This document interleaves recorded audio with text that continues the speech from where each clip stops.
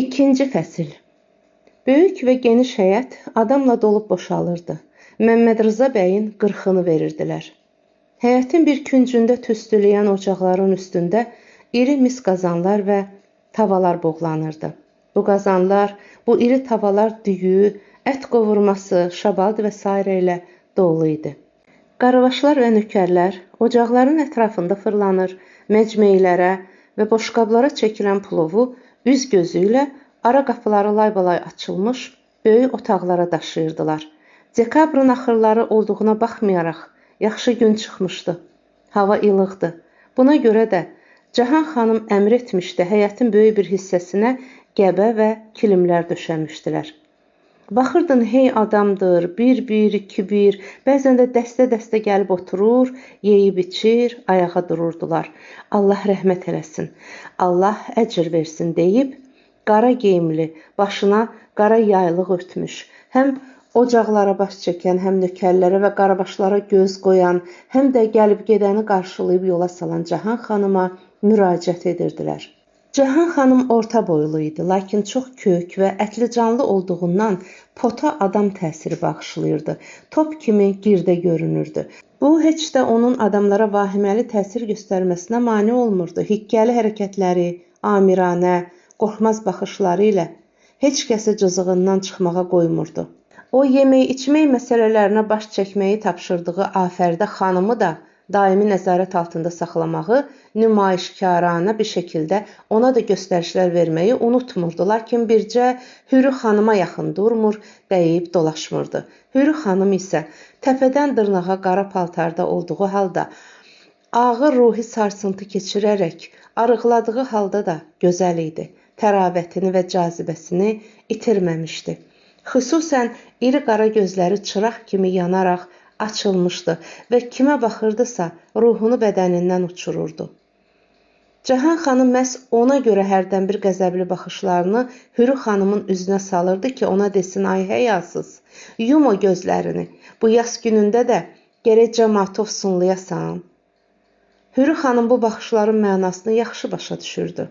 Lakin qətiyyən vecinə almır, hətta onlara meydan oxuyur kimi dik-dik baxıb dururdu. O qədər baxırdı ki, Cahan xanım özü gözlərini çəkib başqa işlə məşğul olurdu. Hürü isə ancaq gözəlliyin və təmizliyin oyatdığı sadə bir qürurla qadın qonaqların yerləşməsinə, yeyib içməyinə diqqət yetirirdi. Otaqlarda da, həyətdə də, süfrələrin baş tərəfində ağ əmmaməli, qara əbalı mollalar oturub tez-tez Fatihə deyir, avaz ilə Yasin və ya başqa bir dua oxuyurdular. Hey Fatihə səsləri eşidilir, tez-tez salavat çevrilirdi. Mollalar susanda isə cəmaat pıça-pıçı ilə dünyanın işlərindən, Rus, Türk davasından, qışlaqlarda qoyunların vəziyyətindən, canavardan, tülküdən, Qarayazı meşəsində qaban ovundan danışırdı. Arvadların isə söhbətinin əsas mövzusu hələ də Məmməd Rza bəyin dul arvadları, yetim uşaqları və onların mirası necə böləcəyi idi.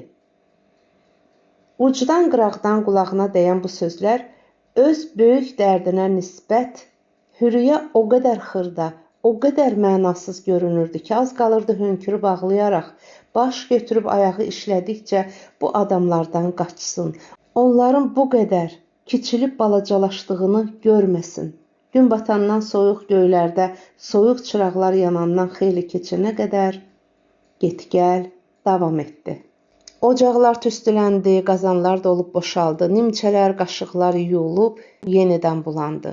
Fatihə və salavat səsləri, pıça-pıçılar və həyatın ehtiyacları barədə söhbətlər davam etdi. Xanımlar da, nökərlər də, qaravaşlar və onlara kömək edən qonum-qonşular da əldən düşdülər. Hürünün rənginin qar kimi ağardığını, gözlərinin dumanlanıb başının gicəlləndiyini görən babaş kişi yavaşca arvadı Səliməyə işarə etdi. Səlimə arvad qızının qolundan tutub hiss olunmadan yuxarı, öz otağına apardı. Əlbəttə, heç kəs görməsə də Cahan xanım bunu gördü. Otağın baş tərəfində böyük taxtın üstündəki ipək yataqdan birini açdı. Hürünü yerinə uzandırmaq istədi. Yat, qadan canıma, əldən düşdün. Hürü Anasının boynunu qucaqlayıb çılğıncasına ağladıqda ana onu sakit etməyə çalışdı. Ağlama ceyranım, ağlama. Göz yaşı ilə öləni qaytarmaq olmayacaq, özünü həlak eləmə. Lakin ana özü də ona qoşulub hıçqırırdı. Ana, anacan, niyə adamlar belədir ana? Necədir qadan canıma? Adamlara nə olub? Necə vardırlar? Elədirlər gözümün işığı. Niyə öz işləri ilə məşğul olmurlar ana? Niyə çirkli dırnaqlarını salıb adamın ürəyinin içini eşim-eşim edirlər? Axı onlara nə düşüb mənim uşağıma necə baxacağam? Nə bilirlər ki, mənim ayağım kişiyə düşmədi, uğurum pisdir. Ana indi bildi ki, dinc durmayan dillər qızına necə ağır yara vurublar. Qızının gözəl başını sinəsinə sıxdı. Təbii ətri olan yumşaq, qıvrım saçlarını oxşadı. Qələt edirlər gözümün nuru. Sən yaman dillərə qulaq asma. Belə yerdə danışarlar qızım, gərək fikir verməyəsən. Ana körpə vaxtlarında olan kimi Hürünün başını dizləri üstünə qoyub oxşaya-oxşaya sakit elədi. Onu huş aparanda həyətdə ayaq səsləri və ahəstə danışıqlar kəsiləndə yastığı Hürünün başının altına verib yavaşca durdu. Aşağı enmək istədi. Uşaqlıqdan zəhmətə və yoxsulluğa alışmış Səlimə arvadın fikri bu idi ki, gedib yer yığışda arvadlara kömək eləsin. Lakin bir ayağı Astananın o tayında, biri bu tayında olduğu halda Hürünün hənirtisini eşidib döndü. Qız ayağa duraraq kimi isə axtarır kimi otağa göz gəzdirdi. Sonra da ikinci yatağın örtüyünü götürüb səliqə ilə bükdü. Bir yana qoydu. İpək yorğanın ucunu qatladı. Yastığı düzəltdi. O gələcək, anacan, mütləq gələcək deyib qayıbanə gözlərlə anasını süzdü. Səlimə xanım əvvəlcə qorxdu. Aman Allah, qızımın başına hava mı gəldi deyib düşündü. Lakin ani olaraq özünü ələ alıb yenə Hürünü oxşadı. Əlbəttə gələcək qızım. 1-2 gün gözlə gələcək. Yox, ana, bu gün gələcək. Elə bu axşam gələcək. O ölməyib ana. Ay haray, gəlin. Bu bədbəxtin ağlı zay olub. Mən əvvəldən bilirdim ki, belə olacaq. Ana da, bala da bu səsə qapıya döndülər. Cahan xanım Astananın o əlində durmuşdu və üzünü eyvana tutub bu sözləri dedikdən sonra Səlimə arvada döndü. Nə baxırsan ay arvad? Qaç aşağı, Molla Səmədi küçədən qaytar. Bir dua yazsın içirdə, Yallah kərimdir, bəlkə ağlı başına qayıtdı. Səlimə arvad durduğu yerdə mıxlanmış kimi donub qaldığı halda Hürü Cahan xanıma dedi. Molla Səmədi çağır, özünə dua yazdır. Dəli olan sənsən, mən yox. Buy, bir bunun dilinə bax. Hansı ağıllı deyir ki, 40 günün ölüsü dirilib gələcək? Sən deyə bilməzsən, çünki o sənin üçün çoxdan ölmüşdü.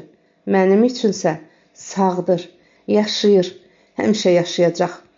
Bax, yerini də açmışam, hər axşam da açacağam.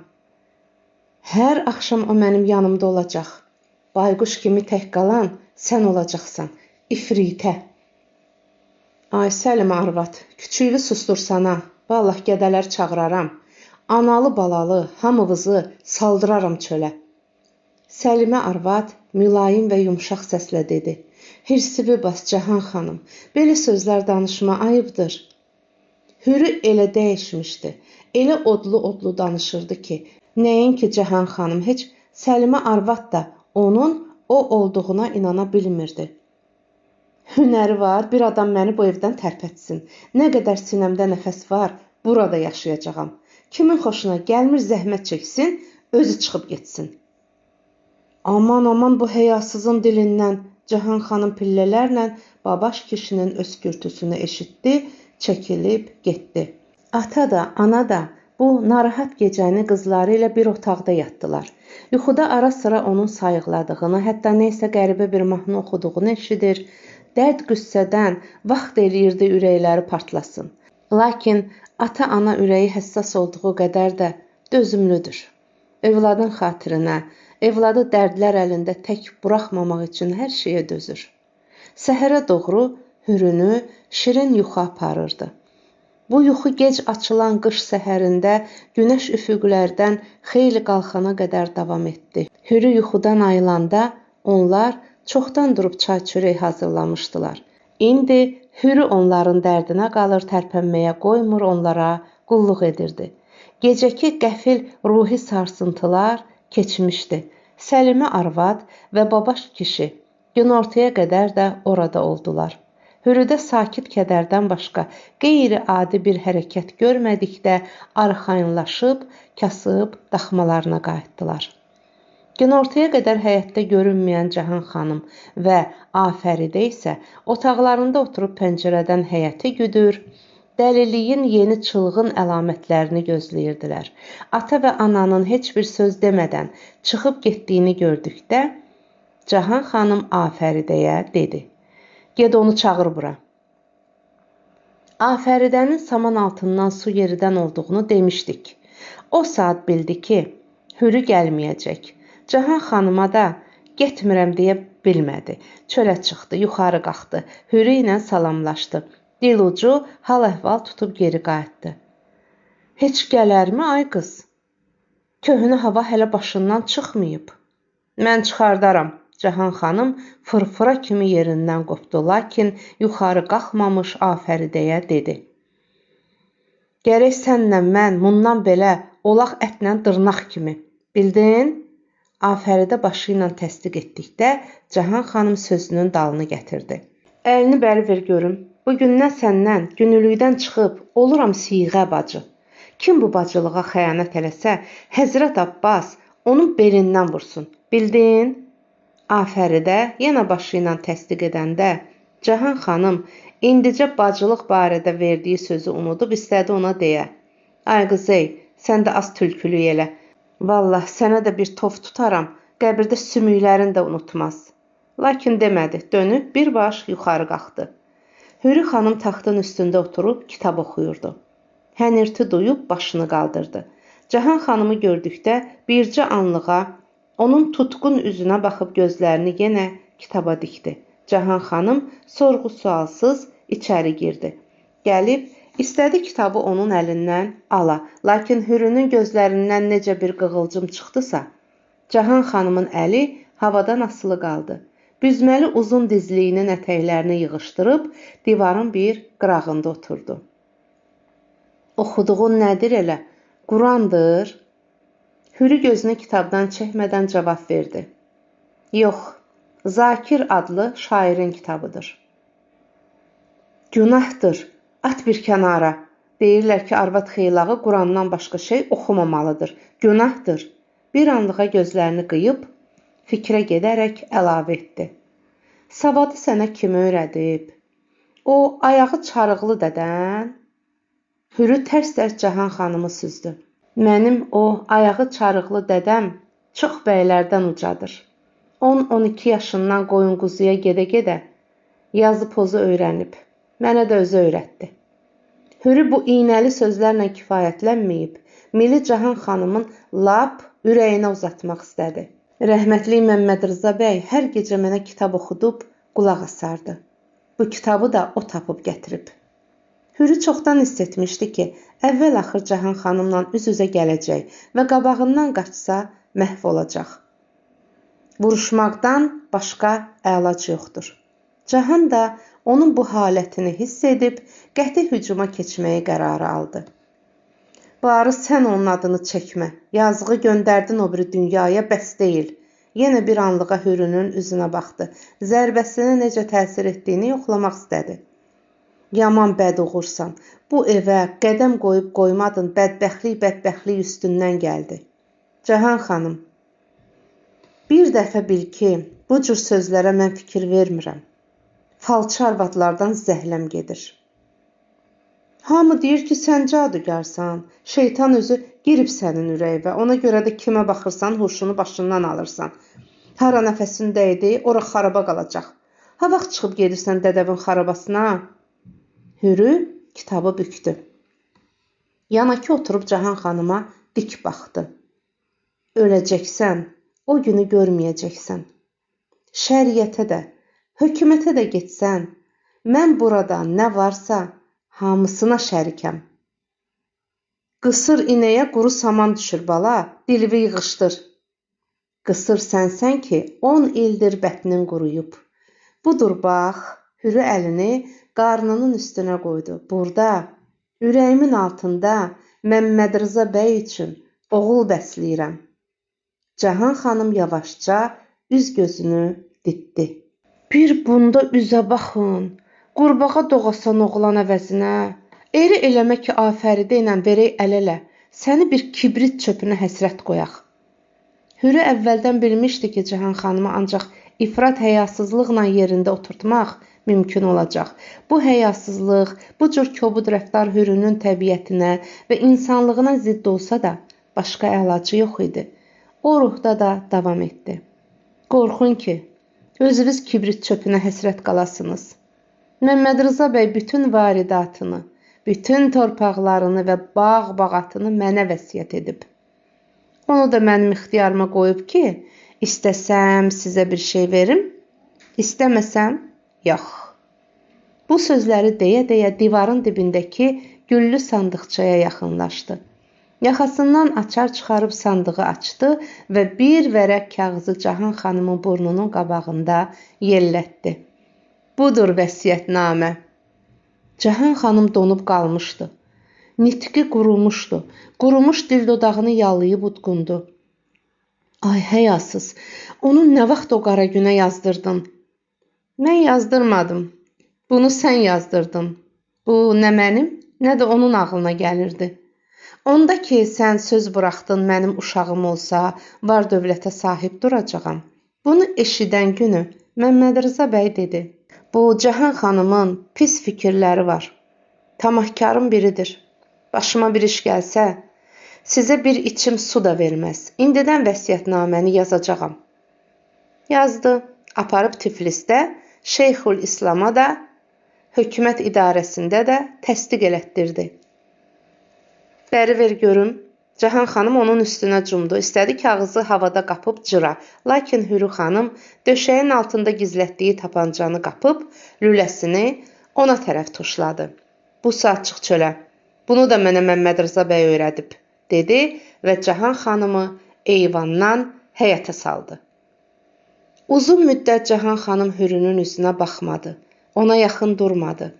Təsərrüfatı, bağ-bağatı, nökər və qaravaşları əvvəlki kimi o idarə edirdi. Lakin nökər və qaravaşların sayını azaltmışdı. Evin xərcini 1-ə 2 ixtisar etmişdi. Hələ ki Hürünün həyatına, güzəranına toxunmurdu. Onu əzmək, ondan xilas olmaq üçün fürsət gözlədiyini hamı hiss edir və bilirdi. Lakin Hürü bir tikə də yumşalıb sınmadığı, əvvəlkindən də artıq cəkkicdala hazır vəziyyətdə durduğu üçün Cahan xanım cəsarət edib ona əl ata bilmirdi. Cahan xanım mahalda arxalı adam idi. Bığı-burma qardaşları, qohumları burov deyirdi. Sürülərinin sayı hesabı yoxdur. Yayda yaylaqlara, qışda qışlaqlara səpələnəndə 10-12 atlı çoban, 20-25 pələng kimi itlər zorla o tərəf bu tərəfini qoruya bilirdi. Bütün nəslin və bu varidatın başında Cahan xanımın 88 yaşlı ağsaqqal atası İlyas bəy dururdu. Bədəncə çox qıvraq olan bu kişi bir qalxıma atın yəhərinə sıçrayır, üstündə qırğı kimi oturub 4 nala sürür, köfşəndən vurub dağdan çıxırdı. Bu nəsil hamısı Cahan xanımın dalında qaya kimi durmuşdu və istəsəydi ağ göyərçini elə itirərdi ki, hər tükünü bir dərədən də tapmaq olmazdı. Lakin İlyas bəy belə sərt rəftarı məsləhət görməmişdi. Əvvəla ona görə ki, bütün mahal gözünü dikib bu əhvalatın nə ilə qurtaracağını gözləyirdi. Dünya görmüş qoca yaxşı bilirdi ki, Hürünün başından bir tük əskiyi olsa dünyayı aləm bunlara lənət oxuyacaq, nəsil bə nəsil danışacaqlar ki, gör necə zalım adamlardır. Gül kimi təmiz, dünya gözəli bir gəlini, yazıq, yoxsul bir kətçi qızını arxasız görüb basdılar, budarladılar. Bu bədnamçılıqdan qurtarmaq Çətin olardı. Qocanı bu ifrat hərəkətdən çəkindirən bir səbəb də vardı. Hamı, o cümlədən İlyas bəy də belə güman edirdi ki, hökumət dairələrinin gözü Hürünün üstündədir. Məmməd Rza bəyin vay xəbəri gələndən bir həftə sonra Qafqaz canişinliyindən sağrısı çəkilmə 2 gözəl ağ atın üstündə 2 çiyni paqonlu gözəl Rus zabiti mərhumun həyətinə gəlib onları qarşılayan nökərlərdən birinci olaraq Hürü xanımı soruşmuşdular. Cahan xanım özünü qabağa verib evin baş hərəmi olduğunu bildirmiş və onları böyük zala aparmaq istəmişdi. Lakin onlar olduqca incə bir nəzakətlə, şirin-şirin dil tökərək üzr istəmiş, birbaş yuxarı qalxıb özləri demişkən, cənab Məmməd Rza bəyin sevimli xanımını ziyarət edərək ona başsağlığı vermişdilər. Ayrılanda isə böyük bir qutudakı naxışlı, gözəl, zərif şəkilli çiyni qab-qacağı, yemək və çay qab-qacağını hədiyyə olaraq qoyub getmişdilər. Əlavə canişinliyinin başsağlığı və ünvanı yazılmış bir vərəq, son dərəcə gözəl, ağ kağızı da Hürriyə təqdim etmişdilər. Nə vaxt, nə arzunuz, istəyiniz olsa, bu ünvana yazarsınız. Əla Həzrət İmperator öz sadiq təbəələrinin xidmətini heç vaxt unutmur. Onların sevimli ailə və uşaqlarını həmişəlik himayəsi altına almağı özünə borc bilir demişdilər.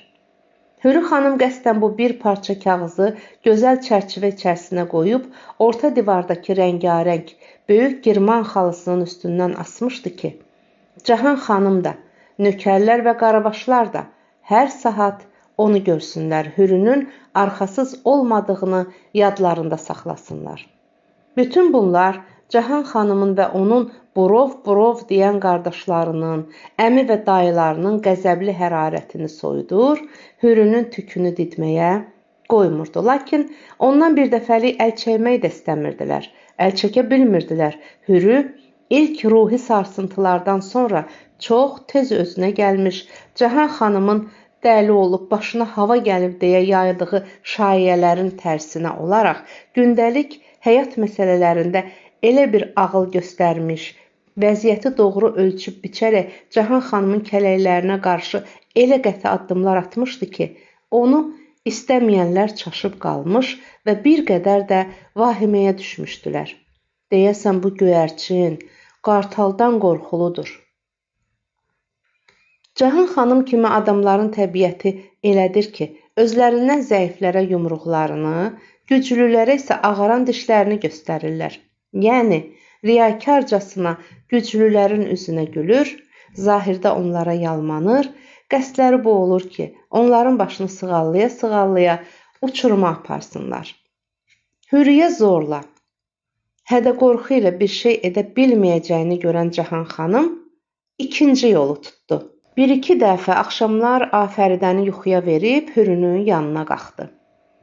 Gəl, əlbir olaq. Deyək bu Afəridənin dalından. Sən də mənim bacım. O uşaq ki doğacaqsan, mənim balam, canım ciyərim. Oğlum Xaspoladın qardaşı, arxası. Afəridə yaman türküdür. Danışmamağına baxma, saman altından su yeridəndir. Mən deyənə baxsan, dəyərik dalından. Böyük bir yazıcı deyib ki, bic və hiləgər adamlar hamını aldadıb tora sala bilərlər. Bircə ağlı başında olan, təmiz ürəkli, düz adamlardan başqa. Ha çalışırlar, ha əlləşirlər belələrini öz torlarına sala bilmirlər. Cahan xanım da sözü nə qədər o tərəf bu tərəfə fırlatdı, Hürünü tora yaxın gətirə bilmədi. Açıq mübarizədə ayıq və dönməz olan Hürü, qaranlıq döngələrdə də ağlını itirmədi. Cahan xanım, bir dəfəlik məndən əl çəkin, dedi. O Afəridə, o da siz. Mənim onunla heç bir alıb verəcəyim yoxdur. Bu hilə də baş tutmayanda Cahan xanım başqa vasitələrə əl atdı. Bacılığı Afəridənin yanına indi. Ay qız, bugün sabah küçüyü dünyaya təşrif gətirəcək. Gərək elə eləyək ki, salamat gəlməsin.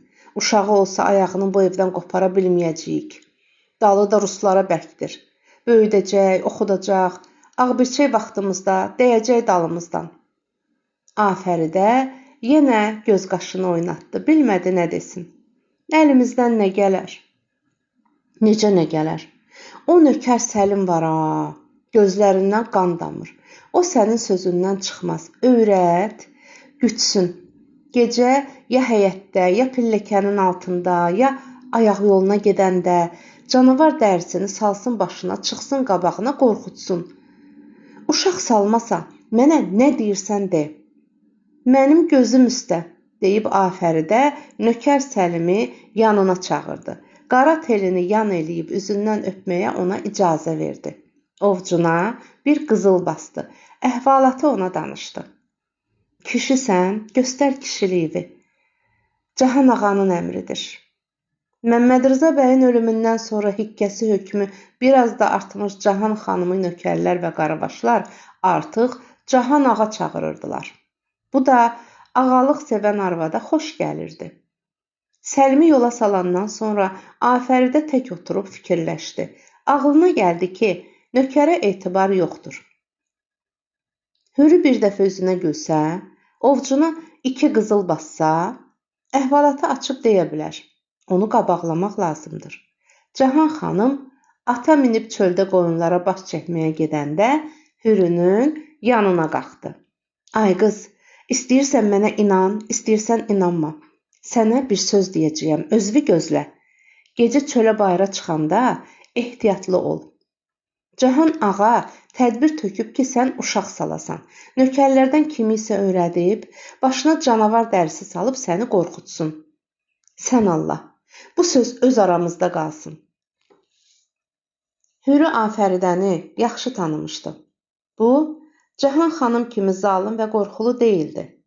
Yalançı və söz gəzdirən olsa da, saman altından su yeritsə də, onu rahat buraxanda, ona çatacaq mal dövlətə göz dikməyəndə heç kəslə işi olmurdu. Onu yola gətirmək, onunla dil tapıb dolanmaq olardı. Sağ ol, Afəridə bacı. Onu bil ki, mən sənin pisliyini istəmirəm. İnan ki, mən heç Cahan ağanın da pisliyini istəmirəm. Əyləş.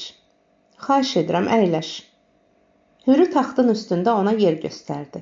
Afəridə oturdu. Hürü kişi öləndən sonra birinci dəfə ona diqqətlə baxdı. O, orta boylu, ürkək baxışlı, mütənasib bədənli, yaraşıqlı bir qadındı.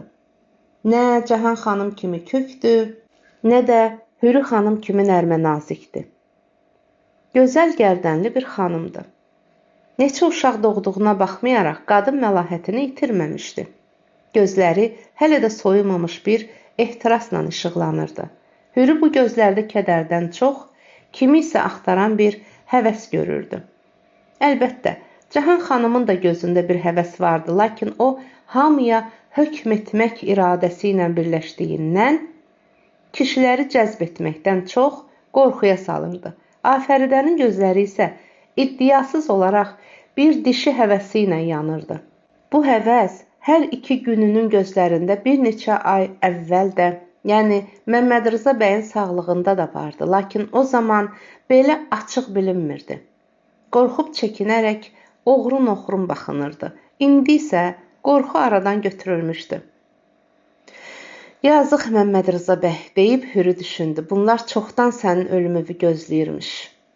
Hürü eşitmişdi ki, hələ kişinin sağlığında Afəridə xanım ara sıra qaranlıq gecələrdə nökər Səlimi yanına buraxır. Lakin indi cəhənnəmə olsun hamısı deyib, Hürü bu qara fikirlərə qapıldığı üçün özündən nifrət edən kimi oldu və Zakirin kitabını götürüb oxumağa başladı. 1-2 qəzəlini oxudu. Afəridə maraqla qulaq asdı. Başa düşdüyü bəzi qəzəllər çox xoşuna da gəldi. Biraz sonra ayağa durdu. Gedim, Cahan ağanın qayıdan vaxtıdır. Bizi bir yerdə görsə, ürəyi qaraqura fikirlərlə dolar. Nə sənə gün verər, nə mənə. Amandır. İnanma ona, özünü gözlə. Elə o günü Hürü əhvalatı anasına danışdı. Babaş kişi məcbur oldu arvadı ilə birlikdə gecələri gəlib qızının yanında yatsın. Ay qaranlığı idi. Gecə çoxdan düşmüşdü. Göz gözü görmürdü. Kiçik çillənin ortaları idi. Havalar soyuq keçirdi. Axşamdan başlamış quru şimal küləyi qapıların, pəncərələrin dəlmədeşiyindən içəri dolur, şaxta adamı kəsirdi. Evdəkilərin hamısı yatmışdı. Piltəsi xeyli aşağı çəkilmiş onluq lampa qapı ağzındakı ləmədən otağa zəif işıq səpələyirdi. Nökərlər axşamdan yerlərinə girmişdi. Böyük həyətin bir tərəfində inəklər saxlanan tövlələrin qapısı çoxdan bağlanmışdı. İri çoban itlərindən biri bu tövlələrin qabağında xüsusi it damında zəncirlənmişdi. O çox nadir hallarda başını qaldırıb haralarda isə arabir hürən itlərə səs verirdi. Son aylar gecədən xeyli keçənə qədər oyaq qalıb yata bilməyən babaş kişi gah bu səslərə qulaq asır, gah da xəyalata dalırdı. Yeganə qızının taleyi və gələcəyi barədə fikirlər ondan əl çəkmirdi. Allah buna gözəllik verib, bəxt verməyib, deyə düşünürdü. Hər şeyi var, bolluq içindədir. Amma bədbəxtdir. Heç bilmirəm axırı necə olacaq. Hürü atasının bu istirablarından xəbərsiz halda qoşa yatağın birində uzanaraq huşa getmişdi. Ahəstəcə mışıldayırdı. Sağ qolunu başının üstündən aşıraraq o biri yataqdakı yastığı əli ilə tutmuşdu. Səlimə arvadla babaş buxarı olan divarın yanında gəbənin üstündə yer açmışdı. Səlimə arvad yumaq kimi büzüşərək ara sıra yavaşca xorulduyurdu. Babaş onun çox ayıq yatdığını, kiçik bir hənirtiyə ayılacağını bildiyindən oturduğu yerdən tərpənmir, cınqırını çıxarmırdı. Sağ dirsəyini yerə verib çənəsini ovcunun içinə qoyduğu halda gözlərini pəncərədən həyətə zilləmişdi. Birdən ona elə gəldi ki, kim isə hasardan həyətə atıldı. Babaş kişi tez ləmədəki lampanı üfləyib söndürdü. İsti çuxasını əyninə saldı. Qara motal papağını başına basaraq yavaşca qapını açdı. Otaqdan çıxdı. Eyvanın tininə gəldi. Kölgə kimi lal dinməz dayanıb diqqətlə qaranlığa baxdı. Yenə hənirti eşidildi. Bu dəfə kim isə tövlədən çıxdı. Artıq duyuq düşüb hürməyə başlayan itə tərəf getdi.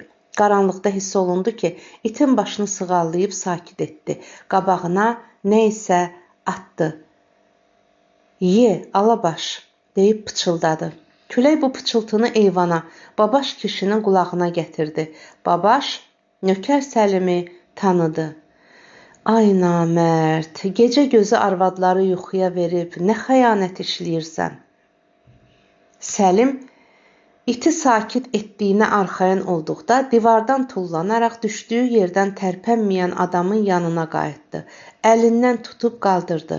Onlar pıçıldaşdılar və tələsik tövləyə girdilər. Bundan istifadə edib babaş kişi ehmalcı pillələrdən həyətə indi. İtin zəncirini mıxdan açıb əlində saxladı. Azca keçməmiş tövlədəkilər nə isə bir bükülü ilə həyətə çıxdılar. Bu bükülünü iki yandan qucaqlarına alıb divara tərəf getdilər.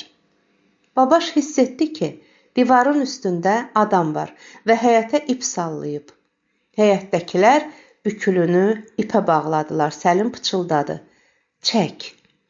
İp yuxarı çəkiləndə Səlim yenə tövləyə qayıtdı.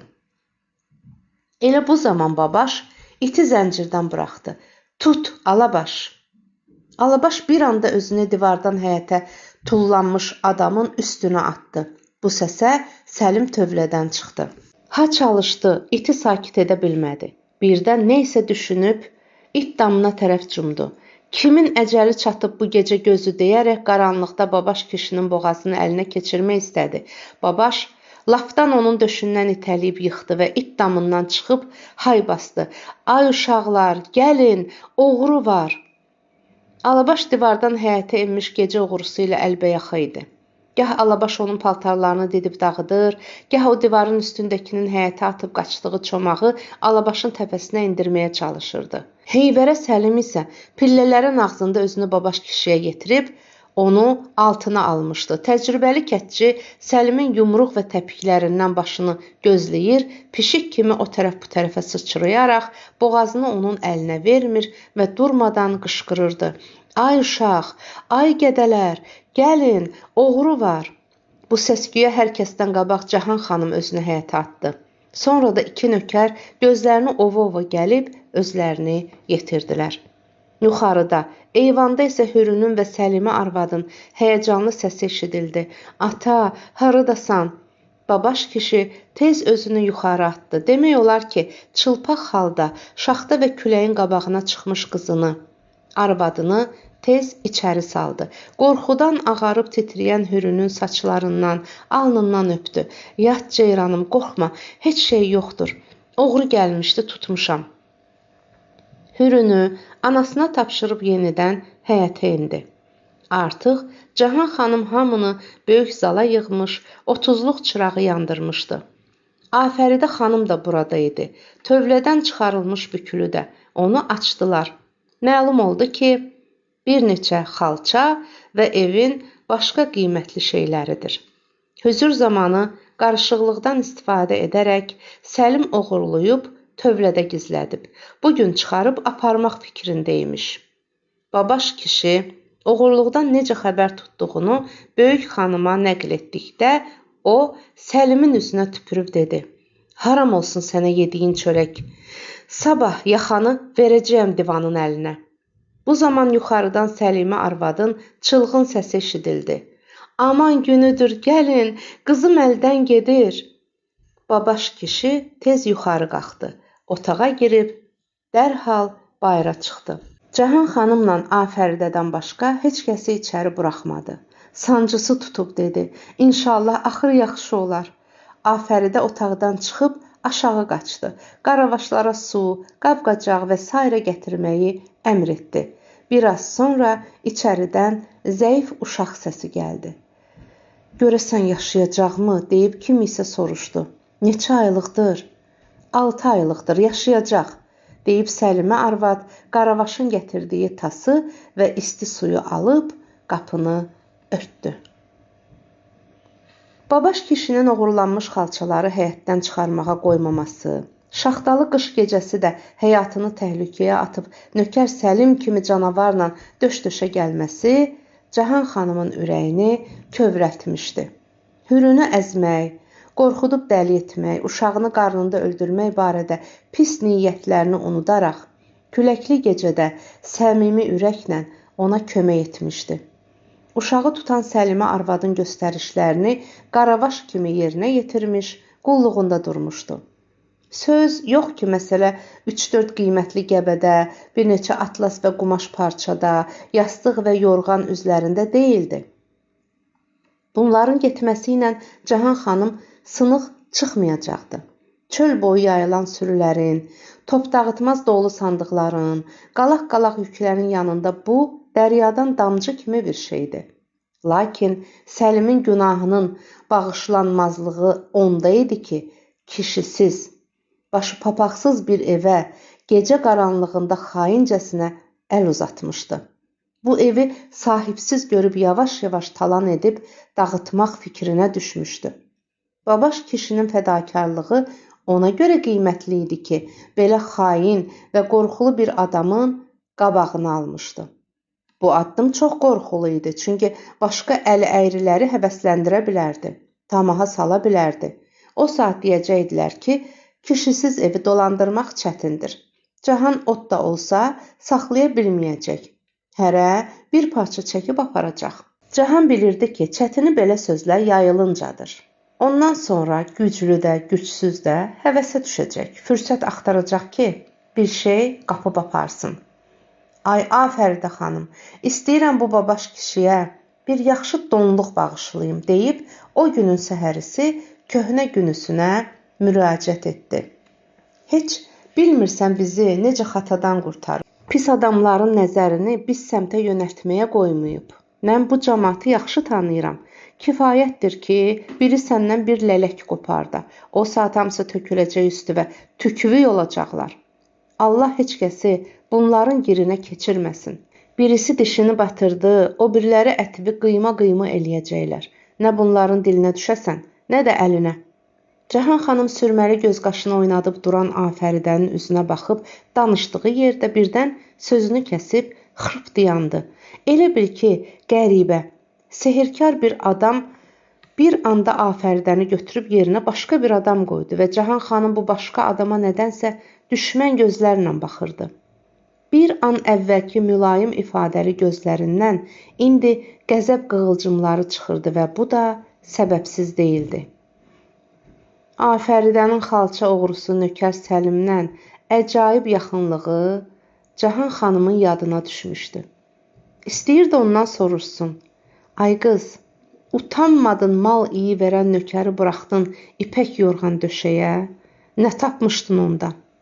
Lakin Cahan xanım bu sualı verməsə də, ürəyindən keçirdiyi üçün özü ona cavab tapmağa çalışdı.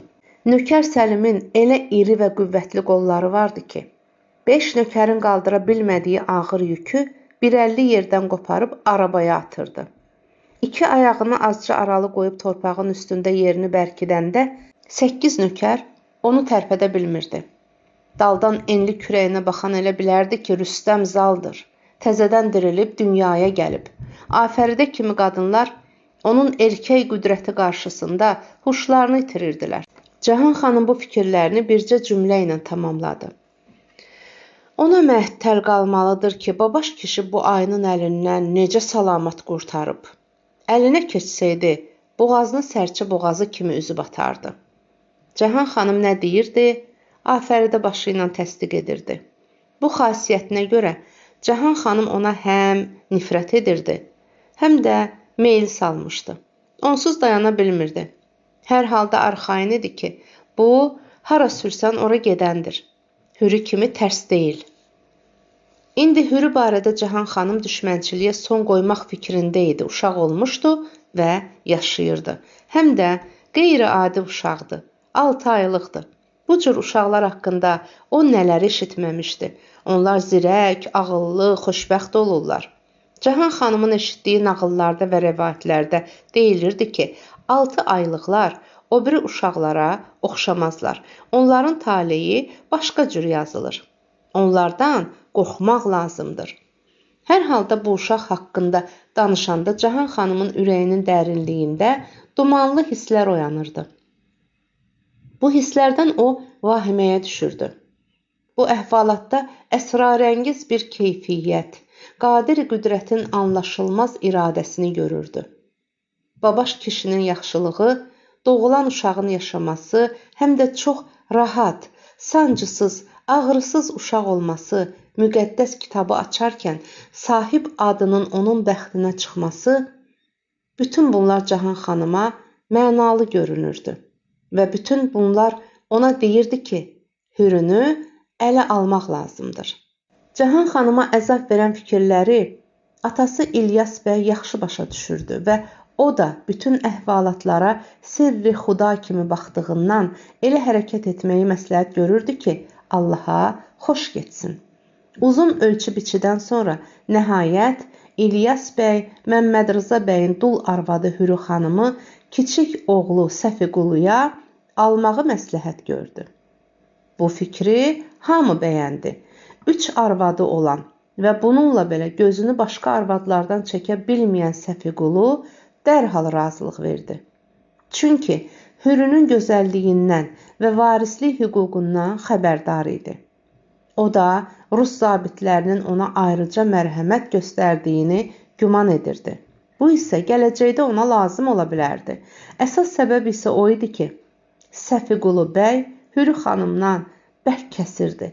Lakin Hürü onu yaxına da qoymurdu. İndi atasının belə bir fikir irəli sürməsi Səfiqulu bəyə imkan verirdi ki, nə vasitə ilə olursa olsun, ağ göyərçini ələ gətirsin. Qocanın bu fikri bütün ailə üzvlərinə ağıllı və yerli görünürdü. Bütün ailə bu gümanda idi ki, Hürü şadlıqla razılıq verəcək. Yəni, onu əlatsız qoyacaqlar. Hürünün atası babaş kişi yaxşı bağban idi. Ailəsinin illərdən bəri əkib becərdiyi bağın gəliri ilə dolanırdı. Heç kəsdən asılılığı yox idi. Heç bir vərəsəyə də göz dikməmişdi. Hətta neçə dəfə Hürüyə demişdi, ay qızım, at o evi də, o güzəranı da, gəl özümüz dolanaq. Hürü razı olmamışdı. Ona görə ki, İstəmirdi Cahan xanım kimi insafsız onun şəri hüquqlarını tapdasın. İlyas bəy isə bağ məsələsini Babaş kişinin can damarı, nəfəs aldığı boğazı hesab edirdi və lap son ayaqda oradan tutmaq fikrində idi. Bu bağı bir zaman Babaş kişinin atası İlyas bəyin atasından satın almışdı. Bir neçə il sonra haqqını ödəmək üstündə aralarında ixtilaf baş vermişdi. Bəy deyirdi ki, çatacaq pulun hamısını verməmisən. Kətçi deyirdi, vermişəm. Kənd mollası işi püşk ilə həll etdi. Kətçi əlavə olaraq inəyini satmalı və mollanın kəsdiyi pulu verməli oldu. Bu pulu da bəy qeyri-şərtsiz almadı. Kətçi demişkən axırda bir qəmiş qoyub dedi. Bu verdiyin ki var, borcuvun 1/5 də deyil, ancaq keçirəm sənin üçün. Lakin quruyub əldən gedən bağın yerinə çiçəkli, meyvəli bir bağ əmələ gəldikcə bəy tərəfin adamları yenidən həmin söhbəti ortalığa gətirirdilər ki, bağı birtəhər Babaş kişinin əlindən alsınlar. İndi İlyas bəy düşünürdü ki, bu məsələni ortalığa çıxarsa, Babaşgil nəinki bir qızdan, 10 qızdan keçərdilər ki, bağ əllərindən çıxmasın. Səfiqulu bəylə izdivac barədə Hürü ilə danışmağı Cahan xanıma həvalə etdilər. Cahan xanım elə o axşam Hürünün yanına qalxdı. Hürü uşağın əskisini yenicə dəyişmiş, ipək qundağa bükərək döşünə salmışdı. Süd verirdi. Cahan xanım keçib taxtın üstündə oturdu və söhbəti elə yerdən başladı ki, Hürünün ürəyindən olsun. Ay qız, Namxuda yaxşı uşaqdır. Həm dincdir, həm də gözləri qaynayır. Lap rəhmətli atasının gözləridir. Axı elə uşaqlar var ki, maymaqlıqdan dinc olurlar.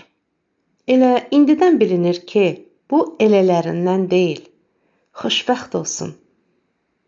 Hələ də Cahan xanıma inana bilməyən, ondan həmişə tikanlı bir söz, bədhaq bir hərəkət gözləyən Hürü, görəsən niyə gəlib, deyə düşündüyü halda, körpəsinə xoş gələcək arzuladığı üçün ona təşəkkür etdi. Sağ ol, səninkilərin də xoş gününü görəsən. Uşağı ananın döşündəcə yuxu apardı. Hürü xanım onu qoşa yatağın birinə saldı. Cahan xanım gözlərini qıyıb Məmməd Rıza bəyin sahibsiz yastığına baxdı. Ah çəkdi. Fələyin üzü qara olsun. Məyər sənin kimi civanizanın dul qalan vaxtı idi. Hürünün şübhələri artdı. Dərin bir narahatçılıq duyğusu ilə Cahan xanımı süzdü. Cahan yanında ona yer elədi. Ağ, yumşaq biləyindən tutub oturtdu. Ay qız, qəzanın hökmünü bilmək olmaz. Tək sənin mənim başıma gəlməyib ha. Görmə halda neçə ailə başsız qalıb. Kiminə əcəl aparıb, kimini müharibə, davadalaş. Hürü lal dinməz dayanmağın yaxşı olmadığını hiss etdiyindən dedi. Vaxtımız qaradır, nə edək? Cahan xanım etiraz etdi. Allah eləməsin. O sözü mən desəm yerində olar, sən yox. Mehribançılıqla Hürünün 2 əlini də tutub ovcunda sığalladı. Yanakı oturub düz gözünün içinə baxdı. Ay Hürü, bilirsənmi? Vallah sənin yanıva gələnə kimi ürəyimin içini yemişəm, görəsən gedim ya yox. Axır ki, əlacım kəsilib özümü sənə böyük bacı bilib gəlmişəm. Elə bilirəm ki, sözümü yerə salmazsan. Düz demirəm. Hürünün ürəyi əsməyə başlayırdı. İlahi, görəsən nə istəyir? Buyurun Cahan xanım. Bacarsam əlbəttə salmaram. Buy, dilim qurusun. Əgər mən sənə bacarmadığın şey təklif eləsəm. Sən bu başdan de ki, sözümü yerə salmayacaqsan. Yox, söz ver sonra deyim. Axı, nətər söz verim bir halda ki, bilmirəm nə deyəcəksən. Ay qız, mənim qardaşım Səfiqulunu ki, Allaha şükür tanıyırsan. Bir könüldən 1000 könülə sənə aşiq olub. Hürü hiss etdi ki, əli ayağı titriyir, dizləri taqətdən düşür, bədəni soyuyur. Oturduğu yerdən tərpənə bilmir. Onun ki, 3 arvadı var. Hər arvaddan bir bölük uşağı. Nə olar ki var ay qız? Deyir belə bütün arvadlar, bütün uşaqlar bir yana, Hürü bir yana. Onu deyir gözüm üstə saxlayacağam. Balasına öz belimdən gəlmiş uşaqlarımın hamısından yaxşı baxacağam. Özü də ki, bilirsən necə kişidir. Hələ igidlər qabağında dura bilmir. Tüfəngi sinəsinə söykədi, göydə quşu qanadından, yerdə atın alından vuracaq. Papağı gözünün üstünə endirib, qollarını açaraq oynadanda, vilayətin qız gəlinində ürək qoymur qalsın. Allah axıracan o cür saxlasın deyib Hürü xanım cavab verdi. Məmməd Rıza bəydən sonra mən heç kəsə ərə getməyəcəyəm. Əhd eləyib and içmişəm. Andımı pozsam, Allahın qəzəbinə gələrəm. Allahın qəzəbindən qorxan, sən yaşda dul qalıb evdə oturmaz. Hansı mollaya, hansı kitaba inanırsan, get soruş. Cavan vaxtında dul qalıb bir Allah bəndəsinə ərə getməyən arvadın günahı şümürdən çoxdur. Cahan xanım çox dedi, Hürü az eşitdi. Dilə tutdu, yalvardı, hədələdi, heç bir şey təsir etmədi. Bu söhbət günlərlə, həftələrlə, aylarla təkrar olundu.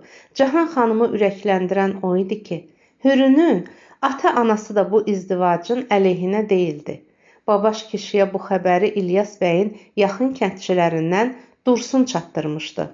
O, bir növ rəsmi elçi idi, almağa gəlmişdi. O, həm bəy evinin adamı, həm də babaş kişiyə yaxın adi bir kətçi kimi danışmışdı. Qızı razı sal, getsin. Bunlar ki, bu fikrə düşüblər, əl çəkməyəcəklər. Bir qızın üstündə başıva min oyun açacaqlar. Qızın özünü də bədbəxt edəcəklər. Sənin əlindən nə gələr?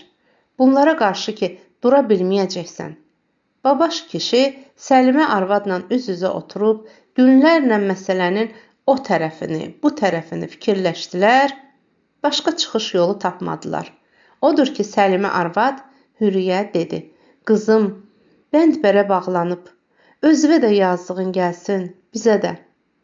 Hürü yenə razı olmadıqda, Cahan xanım onun başının üstünə aldı. Hər gün, hər saat hədəliyir, təklifindən geri dönmürdü. Çətini insanın üzü açılana qədərdir. Bundan sonra həyasızlığın qabağını almaq çətindir. Lakin Hürü də tabi olanlardan deyildi. Son dəfə Cahan xanım yenə bu barədə söhbət açanda sözünü yarımçıq qoyub, uşağını götürərək otağı tərk etdi. Həyətdə gözəl hava vardı, gün çıxmışdı. Ay Cahan xanım, sizə qulaq asmaqdan yorulmuşam. Sözün çürüyünü niyə çıxarırsınız? Cahan xanım onun qolundan tutub saxladı. Haram çörək yeyən elə sizin kimi olar. Bu vaxtacan bizə belə söz deyən olmayıb. Bizim çörəyimiz atamın alın tərindən çıxır, halaldır. Ay qız, vallah bu sözlərin peşmançılığını çəkəcəksən. Qəbzimiz indi də durur ki, atan, baban, bax, yerinin haqqını ödəməyib. O çoxdan çalınmış havadır.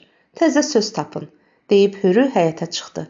Cahan xanım onun bu etinasızlığı qarşısında payız çoğunduru kimi qızarıb dedi. Yaxşı, sən Hürü xanım ol, mən də Cahan. Görək, kim kimi əyib sındırır. Elə o axşam İlyas bəy babaş kişini yanına çağırtdırdı. Bağın qaytarılmasını tələb etdi. Babaş kişi qovrulub yanaraq nə qədər yalvarıb yaxardısa, İlyas bəy əl çəkmədi. Nəhayət, kənd mollasına hansı bir kağızınsa surətini çıxartdırıb təsdiq etdirdi ki, bağın pulu verilməyib və İlyas bəyin həmin bağı geri almağı tamamilə şəri və qanunidir. İlyas bəyin adamları bir gün babaş kişinin şələ-küləsini bağdan çölə atdılar. Bundan sonra babaş da qəzəbləndi. Divani dərəyə şikayətə başladı. Bunu görən İlyas bəy oğlu Səfiqulu bəyə məsləhət verdi ki, nökər Səlimi bu işə cəlb etsin. Elə o axşam Səfiqulu Cahan xanımın oğru deyib evdən qovduğu nökər Səlimi yanına çağırdı. Bura bax, sən necə kişisən ki, elə adı üstüvə götürürsən. Dir var, doğrudan da oğru olasan. Biri də var üstüvə çirk atalar. Mən dünən bilmişəm ki, bütün o həngaməni düzəldən babaş kişidir. Xalçaları qaçırmaq istəyib, baş tutmayanda atıb sənin üstüvə ki, yerini isti eləsin. Nökər Səlim cismən qüvvətli olduğu qədər də mənəviyyatca pozğundur. Hər alçaqlığa gedərdi. O fikrində özünü çox bəylərdən, varlılardan ağıllı, bacarıqlı, üstün bilirdi. Taleyinə lənət yağdırırdı ki, yoxsul kətçi olaraq dünyaya gəlib. Əlinə biraz sərmayə, bir-iki para kənd keçirmək üçün hər alçaqlığa hazır idi. Elə ki varlandım, bu cəmaat indiki alçaq əməlimi də yaxşılıq kimi qələmə verəcək deyib, bəylərin cərgəsinə yol axtarırdı. Səfiqulunun sözlərindən dərhal anladı ki, bu yol açılmağa başlayır. Səfiqulu bəy, bir söz ki, Cahan xanımın ya sənin dilindən çıxdı, mən ölərəm, onu iki eləmərəm. O zaman dinməməyimin də səbəbi bu oldu. Durma, birbaş Cahan xanımın yanına get. Gədələri yığ, hamının qabağında əhvalat necə olub, elə də danış. Cahan xanım sənin nökərlərin, çobanların hamısına başçı eləyəcək. Arvad xeylağıdır. Onun at üstündə, yaylaqda, qışlaqda, qoyun sürüsü ilə nə işi var? Hamısına özün baş çəkərsən. Belə mənim bu gözlərim üstə deyib nökər Səlim hər iki əlini gözlərinin üstünə qoydu. Əyilib Səfiqulu bəyin ətəyindən öpərək birbaş Cahan xanımın yanına getdi. Onlar görüşəndən bir neçə gün sonra həmin həyətdə, həmin alabaş bağlanan it damının yanında dəhşətli bir hadisə baş verdi. Axşamüstü idi. Nökərlər naxırdan təzəcə qayıtmışdılar. İnəkləri, mal heyvanı yerbəyər eləyib, həyət bacanı süpürüb təmizləyirdilər. Nökər Səlim yaylaqdan qışlağa enən qoyun sürülərinə baş çəkib, boz atı birbaşa həyətə sürdü və yəhərdən yerə sıçrayıb, atın cılovunu nökərlərdən birinə verdi. Eyvana qalxan pillələrin ağzında durub, bütün bu işlərə göz qoyan Cahan xanımın hüzuruna gedib, xüsusi bir kamali ədəblə dedi. Xanım, Allaha şükür, salamatlıqdır. Hər şey öz qaydasındadır. Bir qoyunun da burnu qanamayıb. Başqa nə əmriniz var? Cahan xanım dili ilə cavab vermək əvəzinə gözünü oynadıb həyət qapısını göstərdi. Nökər Səlim o yana döndü və arvadı ilə içəri girən babaş kişini görüb, lopa qara bığını eşərək İhin elədi. Babaş kişi yaxınlaşıb salam verdi, lakin nə xanım, nə də başqa bir adam onun salamını almadı. Nökər Səlim isə irəli çıxıb qabağını kəsdi. Ay kişi, qayıt buradan. Utanmırsan bura ayaq basırsan? Yoxsa güman edirsən ki, onda apara bilmədiklərini bundan sonra aparacaqsan? Babaş kişi məsələnin nə yerdə olduğunu bilirdi. Nökər Səlimin bu hərəkəti onun üçün gözlənilməz deyildi. Ağır, çıxılmaz vəziyyətə düşdüyünü və Cahan xanımgilin əlindən salamat qurtarmağın qeyri-mümkün olduğunu bildiyi üçün daha ağır fəlakətləri mətanətlə qarşılamağa hazır olan bir adam təmkini ilə dedi. Səlim, bəndədən qorxmursan, Allahdan qorx. Mənim bu vəziyyətimdə sən də üstümə böhtan atma. Bir gün hər şey xanıma aydın olar. Onda nə cavab verərsən? Sən hələ bizi qorxudursan da, qoca tülkü.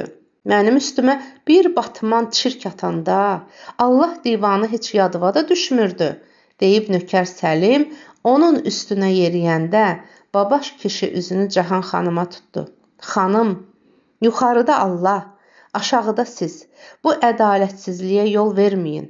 Bu nökər Səlimin necə adam olduğunu ki, siz yaxşı bilirsiniz.